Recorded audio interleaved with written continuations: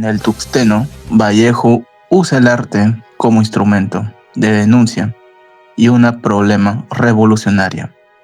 La novela nos invita a cuestionar las bases del sistema.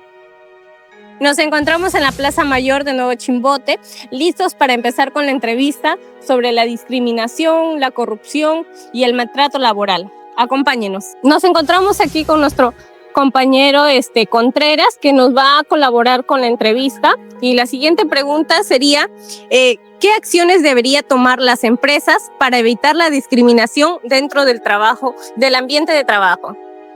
Dentro de las empresas, bueno, dejar que las personas vistan normal, ¿no? Que cómo se siente y no discriminen, ¿no? Ni por color, raza, sexo, ni religión. Claro. O sea, que sean libres las personas. Se puedan expresar libremente, como nos dice la ley, ¿no? Claro. Ya, muchas gracias. Esa es la respuesta de nuestro amigo Contreras. Nos encontramos acá con un trabajador que es Julio Peña. Él también nos va a colaborar con una pregunta y la pregunta sería, ¿qué tipos de discriminación laboral son más frecuentes hoy y cómo perjudican las oportunidades de las personas? Ya, a ver, por ejemplo, nosotros, la discriminación, ¿no? Sí. A veces nosotros somos personas que trabajamos, somos estables y ingresan jóvenes, ¿no? La edad. Sí, ingresan jóvenes. Entonces a veces nosotros, como ya somos mayores, estamos, como se dice, para la jubilación. O sea, esos jóvenes deben darle oportunidad. O sea, ingresan a veces 2 meses y medio, lo contratan y ahí queda. Pues yo, como quisiéramos que esos muchachos que a veces son empeñosos, laborando, entonces ellos, como decir, reemplazándonos a nosotros. Ellos deben quedar. Y a veces nosotros como más mayores, no, ¿por qué? Lo discriminan por la edad. Por la edad lo discriminan. Esa es la discriminación, sí. Verdaderamente. Lo más fuerte, Lo más fuerte, sí. Ya. Pero en sí, le digo, los jóvenes deben tener la oportunidad, porque imagínense que ellos, claro. Como digo, es un... Si no les dan la oportunidad para poder ejercerse, ¿no? ¿Cómo van a tener experiencia también? Sí, también. Pues, porque piden experiencia, ¿no? Claro, ellos, jóvenes, como se dice, a veces ingresan.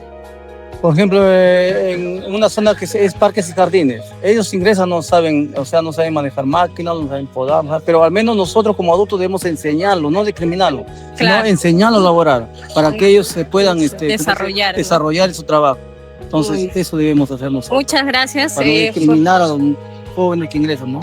Gracias. Sí. Muy buena respuesta, ¿no? Eso es lo que se ve hoy día, que discriminan la edad, el tipo de género, que porque es mujer, que porque es hombre, no se ve muchas veces. Muchas gracias por su colaboración. Gracias. Un gusto. Gracias. ¿De qué forma el maltrato laboral sigue ocurriendo hoy en día y todavía se permite en algunos trabajos? ¿Qué cree usted? Yo creo que a veces lo que el gobierno no hace, más que todo de generar más trabajo para las personas, a veces porque tenemos ya una edad avanzada, tenemos 50 años, 55 años, nos mandan a los trabajos no muy remunerables, ¿no? O sea, que no nos pagan como debe ser, más que todo, ¿no? Y sí existe el abuso. Por ejemplo, yo he sido explotada en el trabajo, he trabajado más de 8 horas, el pago ha sido pues poquísimo.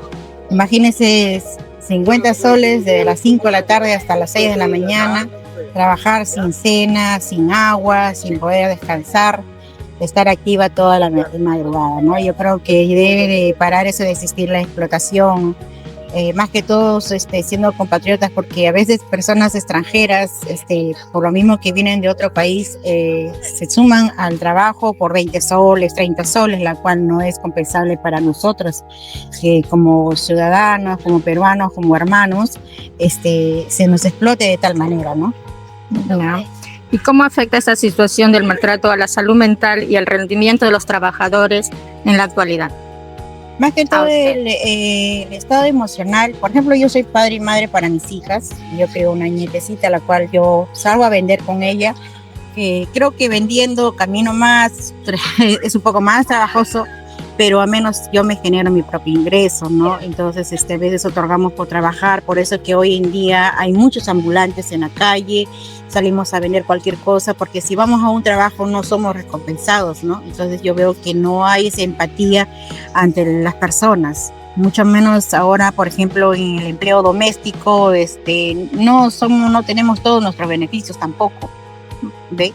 No tenemos los descansos, no nos pagan, no nos reconocen pasajes, comemos como si fuéramos un animalito, creo que tiene más derecho que el ser humano, comemos en la cocina, a veces nos dan pues cuerda de servicio y hasta la vajilla, nos escogen los platos y todo lo demás. O sea, es mucha humillación entre hermanos que nos hagamos esas cosas, ¿no? Y yo creo que más que todo aquí el gobierno regional debería ver por eso, ¿no? Debe haber comedores, debería haber más puestos de trabajo para las personas. Buenos días, nos encontramos acá con el abogado Rubén Portilla, el cual nos va a ayudar con dos preguntas en el tema de corrupción. La pregunta 1 es: ¿cómo influye la corrupción en el acceso de trabajos justos y en la protección de los derechos laborales? Mira, primero que nada en la Constitución se indica de que todos tenemos igualdad de oportunidades. ¿Qué quiere decir eso? Que para acceder a un puesto de trabajo todos tenemos que tener las mismas condiciones, partir de cero. Lamentablemente eso no es así, porque para acceder a un puesto de trabajo hoy en día, de entrada nada más, tienes que ser un conocido, familiar real. Pocos son los casos en cuales se respeta el tema de la meritocracia, que creo que debe ser importante, no solamente a nivel, ente privado, sino también público. Con mayor razón las entidades públicas, donde se entiende que tendría que haber una puerta de acceso con los exámenes de conocimiento, exámenes psicológicos. Claro que influye, pues es un tema que se da de manera peculiar generalmente en las empresas o entidades públicas. No mucho en las particulares, porque obviamente una empresa particular hay una persona que no rinde, la retira, gracias, por se llama el régimen de la actividad privada, es la propia denominación, lo dice, es régimen de la productividad y competitividad. ¿Y quiere decir eso? Que tú tienes que ser productivo, competitivo. Ese es el régimen privado.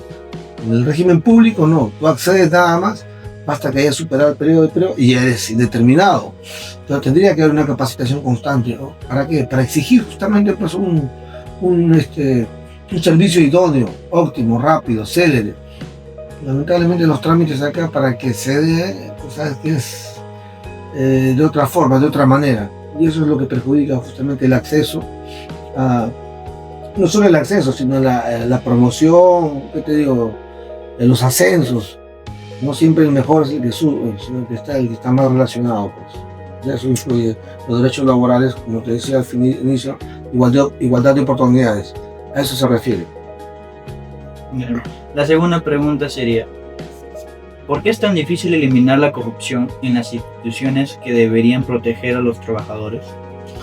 Ya, mira, primero que nada, ¿quién es el órgano encargado de fiscalizar o supervisar a los trabajadores?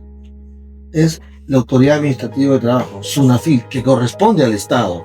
O sea, ten en cuenta que el Estado a veces supervisa y fiscaliza al propio Estado, a los propios trabajadores del Estado. Entonces habría un conflicto, como si tú supervisaras tus propios trabajos. No puede ser, pues tiene que ser un agente autónomo. Acá la autoridad encargada es SUNAFIL.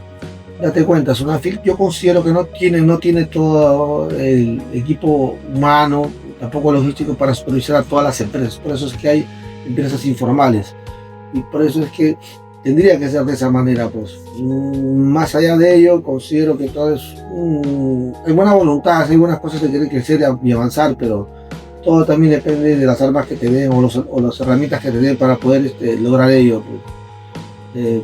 Nada, quedarle con todo nada más. Ya, muchas gracias. Este reportaje nos enseña que el silencio y la indiferencia solo perpetúan los abusos. Debemos de tomar conciencia de nuestra responsabilidad social para lograr una sociedad mucho más justa. Muchas gracias por vernos y hasta una próxima oportunidad.